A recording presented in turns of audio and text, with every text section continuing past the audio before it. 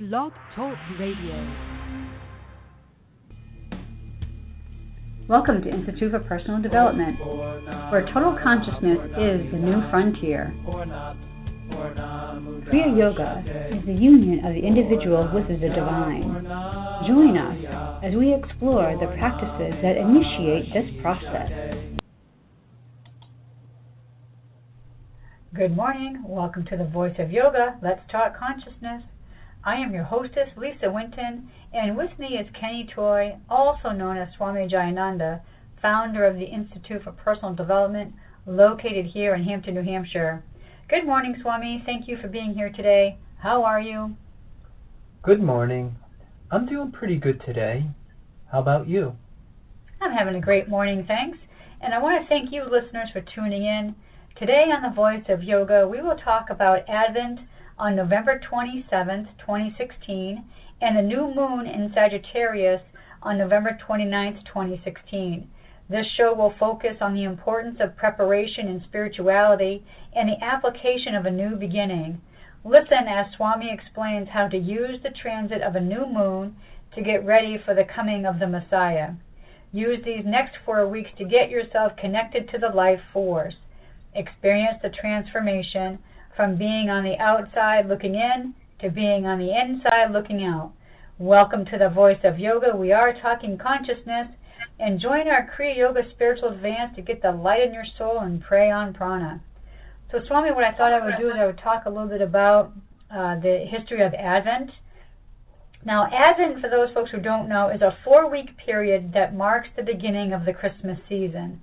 It is a time of spiritual preparation before the celebration of the birth of Christ. In the Roman Catholic tradition, it is also a time of penitence. The period of Advent involves reflection about what it meant for the world before Christ came in preparing the church and hearts for the true meaning of Christmas. So, Swami, in our summary, we said we were going to talk about the importance of preparation in spirituality, and that is exactly what Advent is all about, the 4 weeks in preparing ourselves. So how can we prepare ourselves in the yoga tradition or yoga way? I think that's an important thing to understand, is that there is something that we must do to become spiritual, that the consensus or the common collective concept that we're already spiritual isn't exactly 100% right. And so the important thing to understand is that there is something that we must do to become spiritual. And preparation is essential in order to actualize this experience. And I think the more that we kind of unbox some of these concepts and maybe even look at them in a different way, because, say for example, even the concept of the Messiah. Now the Essenes, they looked at the concept of the Messiah that it wasn't a person, but it was an energy field. And their idea of going to the woods and preparing the way for the Lord was very different than blazing a path for this person, Jesus. That it was actually preparing your physical body for the invocation of this other energy field that you would use in your body. And one of the things that is very common in spiritual communities is this concept of purification. And I think, like you had mentioned in the opening, in your description, that the Catholic tradition, uses this whole time for penitence, and their concept of punishment and mortification of the physical body, I think is really off point. That you don't want to brutalize your body, and it isn't about abstaining.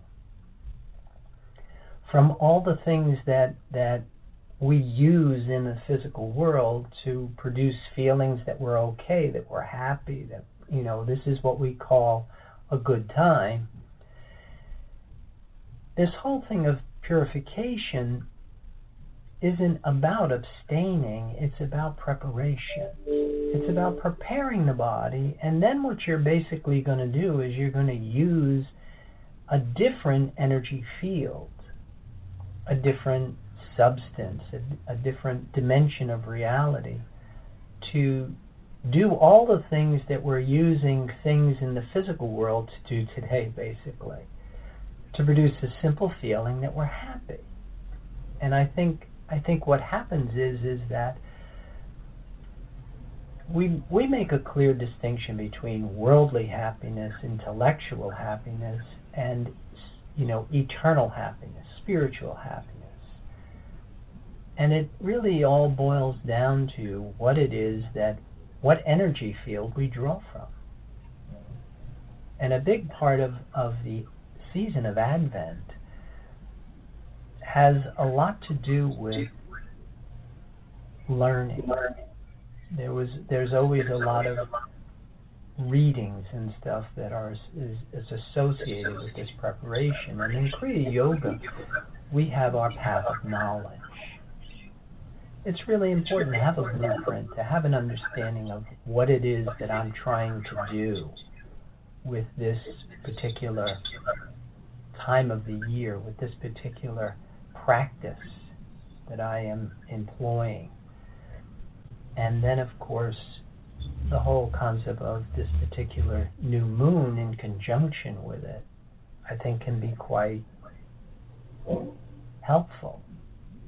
And one of the things is that the moon and the sun are in Sagittarius. In Hampton, the chart of the new moon is going to be in Sagittarius on the horizon, which means it's going to be on the cusp of the first house. And Saturn and Mercury are in Sagittarius. And Sagittarius is really, it's the ninth house in astrology, basically, represented by it. And it's your higher mind. And that's really the part of consciousness that we want to start to cultivate and start to access and rise above what we call the lower mind, which is just directly related to our senses. And so being able to maybe use this particular transit, because the new moon is typically a new beginning, and so to use this to maybe help you make your connection, and to use these 4 weeks before this concept of the birth of Christ, and maybe look at it rather than the birth of some baby that was born 2,000 years ago to the rebirthing of your body in this other energy field. Now, when I was going through some research for today's show about Advent, I have some information I came across, and it says that each Sunday in Advent has a particular theme to it. So, like the first week, the first Sunday that week is associated with faithfulness.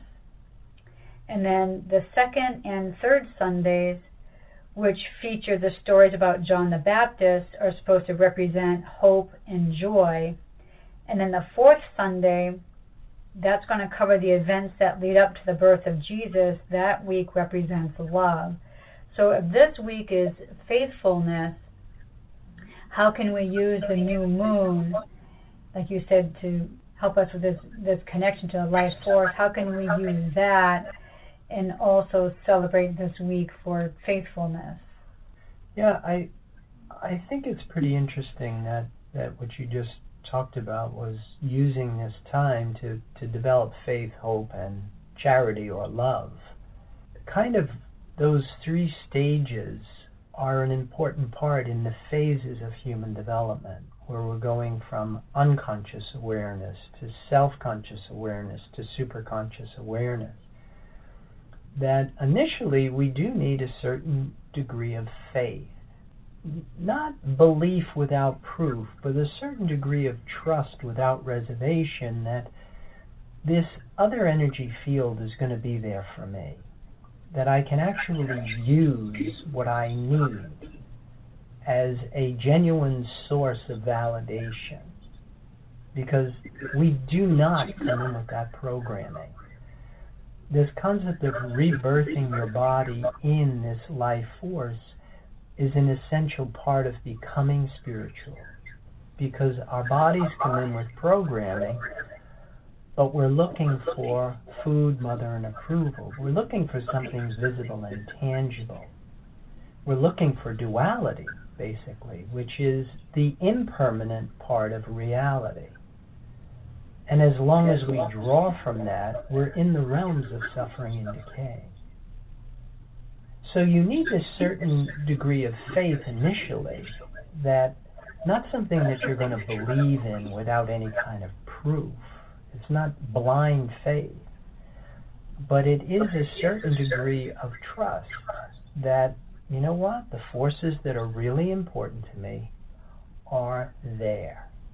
And that has an evidence procedure. But you're trying to develop that relationship with your physical body. You're trying to change the reward circuits in your brain, basically. You're trying to change neurological pathways, because we're looking for something that's impermanent, visible and tangible, or invisible but tangible. We're looking for particles or waves, and what we essentially have to try and connect to is something that's invisible and intangible. So it does require a certain degree of faith that that's going to be there. But then, of course, the hope and the joy that comes with this concept of love. When we finally internalize the right symbol that produces the right feeling in your body, that is what elevates us out of this limited perspective of seeing ourselves as separate. Yeah, I was just going to ask you questions about the second and the third week, the hope and joy. Well, I wasn't raised Catholic, so what do they mean by like that whole week should be about hope in the Catholic religion, and then how do we internalize that for the yoga? Yeah, I actually was raised Catholic, and I had a great deal of exposure to these concepts, but unfortunately they don't make any sense to me the way that they lay it out for the most part, and it wasn't really until I started to practice yoga and started to bring some of these concepts to an experiential level that I really start to get this sense of awareness of maybe what the Catholics were supposed to be doing, but really kind of were way off point. But this concept of hope and joy is that when you're taking this leap of faith to try and put your sense of well-being on something that's invisible and intangible, all of a sudden you start to see that it's there, and it's going to be there. That kind of inspires this evolution of your faith into this belief or this hope, and it starts to instill this new feeling of joy. All right, well, great. We're going to get back to that. We're going to pause right now and hear a word from our sponsors. So listeners, we'll return in just a few moments.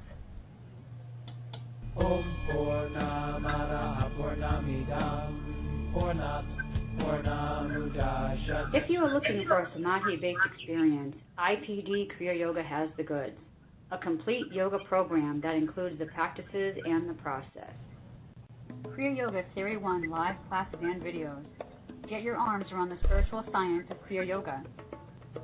The intention of why we practice is to embody spirit, feel connected to life. Kriya Yoga Asana live classes and videos. A cosmically engineered system of exercises to initiate apotheosis. If system of exercises engineered for dining and dancing at the Cosmic Ballroom. Kriya Yoga Series 2 live classes and videos, a practice in open form designed to facilitate positive growth of consciousness. Get your labyrinth video. I find the positive side of it is a lot of things together. Kriya Yoga mantra and meditation. With repetition comes absorption. Pray on prana and become divine. At the same time, we all have a unique talent and gift to give back to the universe. Private sessions. The mysteries of the universe have always been handed down verbally from teacher to student. Call or click now and get started. 603-929-0303 or www.ipdtransform.com. Namaste. Purna Maria Purnameva Vashishate.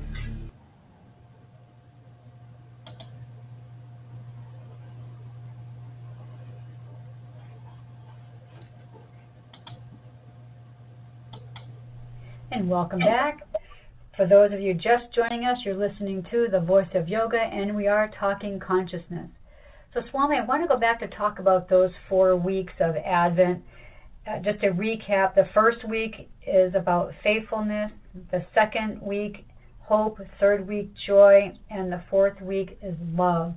So, what you were saying before, you were explaining that yoga and these 4 weeks, how they can kind of parallel each other. So are you saying that the process would be to find your faith first, and then we work into hope, and then to joy, and then there comes the love?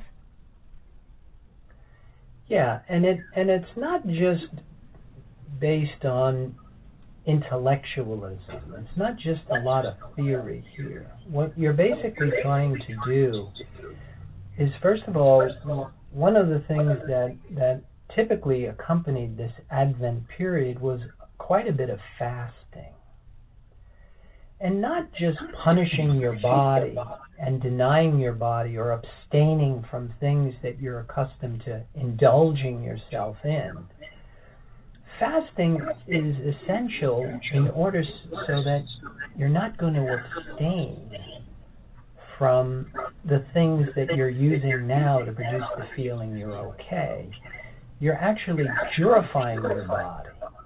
You're preparing it, because being spiritual isn't abstaining, it's a substitution. And what happens is that now you're starting to use a different resource that would produce the same feelings that a glass of wine or a cigarette or a beer might do for you, or a phone call or money in the bank. That now all of a sudden you're not abstaining from these things, but you are using something else that is actually producing the same feeling. But the difference is that once you make this, and the religious term was called conversion, and in the Old Testament they called it the New Covenant, that you're actually converting your body now to use a different resource to produce this feeling that I'm happy, I'm special, I'm good enough.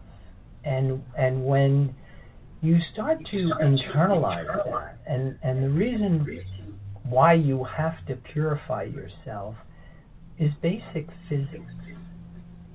It's like attracts like, and two things can't occupy the same space at the same time. And because we come in with this original sin, we come in with this pattern that we're looking for something that is impermanent. We're looking for something visible and tangible, or invisible but tangible. We're looking for particles or waves that you can't get spirit in as long as you have this pattern that we come in with. And that's why purification is so essential. but it's not abstaining. And I think that's where a lot of our religions really miss the point. And they're busy abstaining, but they never really make the conversion. They don't use what we really do need to produce the feeling of joy. See, these religious holidays were called feasts. Now, of course, we indulge ourselves in food instead of the life force. So it's not really a spiritual holiday if what you're looking forward to is something visible and tangible. If you're craving food instead of actually loving and desiring this void or this nothing, this indivisible unified field, this other source of sustenance. So it's a very different dynamic. And then, of course, what starts to happen is that you start to feel connected. And these terms all of a sudden now have completely different meaning to you than what they did initially. Because all we really can understand is you can't separate your sense of perception from what it is that you're perceiving. That's why reading scripture only gets you so far. Parroting back scripture is not the same as loving the Lord thy God with your heart, your soul, and your mind. Or as the Buddhists would say, desiring nothing. As you were talking, I was thinking about, there was two Christmas carols that come to mind, and one is O come, O ye faithful, and then the other one was Joy to the world, the Lord has come. And I wish I had the verses in front of me so I could quote them a little bit better and talk about them, but isn't that interesting that when these hymns were written, it was probably written to mean something different than how we interpret them today, in today's world. O come, O ye faithful. I just think that might be something for us maybe to look into, as independent study maybe, and look at some of these, older, Christmas carols and kind of really delve into the real meaning behind some of these old songs. Oh yeah, and again, you just look at how we have changed and how we're getting further and further from the essence of our religions. And that's one of the things that we always talk about is today you look up the word religion and it's a belief system, as opposed to a instruction to relink an individual with this divine source. And when it becomes academic and intellectual, it becomes very different because we never really get out of the limited perspective of seeing ourselves as separate. We're not getting the benefit of what religion was intended to do, which was to make us adults, to make us humans in the adult state. And until we really start to understand that these feelings of guilt, shame, anger, resentment, blame, emptiness, and boredom that we are epidemically struggling with today, that they don't come from the rules and regulations of your religion. They come from a kickback from this unlived latent potential that you want to be a whole person, that you want to be an adult. And the communities that were there to teach us how to do that was in the religious communities, but now they've failed so bad, and they're not doing what they were intended to do. And then, of course, you go through these seasons and you give lip service to this concept of this person you think is God, And everything else is just intellectual and academic. And then, of course, you fight for your beliefs as opposed to just enjoying the living daylights out of your life. It is interesting that we talk about that people have different perceptions about different things, and if you throw out a word like joy and you throw out the word love and the word God, those three words can mean so many different things to so many different people. Right, and that all is because of the simple fact that we're trying to interpret it from the realms of duality, as opposed to understanding it from the perspective of spiritual. I came across a quote by Pope Francis that he put on Twitter, and this was back in December 21st, 2013, and he tweeted, I guess that's what you would call it, "Advent is a journey towards Bethlehem. May we let ourselves be drawn by the light of God made man." But interesting how he uses that word, the journey, because isn't that kind of like what you're talking about? Is that this is a spiritual journey that we're on. When we talked about the faithfulness and then the hope and the joy and then comes love. So I don't know if that's what he meant, but after listening to what you were saying, and then I looked at that saying again that Advent is a journey, maybe that's what he was talking about. Yeah, and sometimes it's great to use these metaphors, but the other thing is that you have to understand that this spiritual journey is a process, and it's an internal process, and it's a true transformation. And you could drive to Bethlehem and not be connected to spirit, whereas you could stay in Brooklyn and be totally immersed in the life force. And I think those are the distinctions that we want to be able to make. That it's not academic, it's not intellectual, and that it is a process. And it all begins with this preparatory work. It begins with this cultivation of the higher mind and a transcending of the limits of sensual perception, rational thinking, but not the loss of rational thinking. It's not a loss of self-conscious awareness. It's just a more inclusive point of identification. I was wondering, Swami, if you could just take a minute or two and talk about another observance that's coming up this week, and that's Giving Tuesday, which happens right after Cyber Monday, which is supposed to be the most volume of shopping done for Christmas via the computer. So it follows obviously on Black Friday. So Giving Tuesday is that time where to promote charity and generosity and be in that state of giving, and which I think is interesting because we just had Thanksgiving. So I kind of wanted to get your thoughts about that.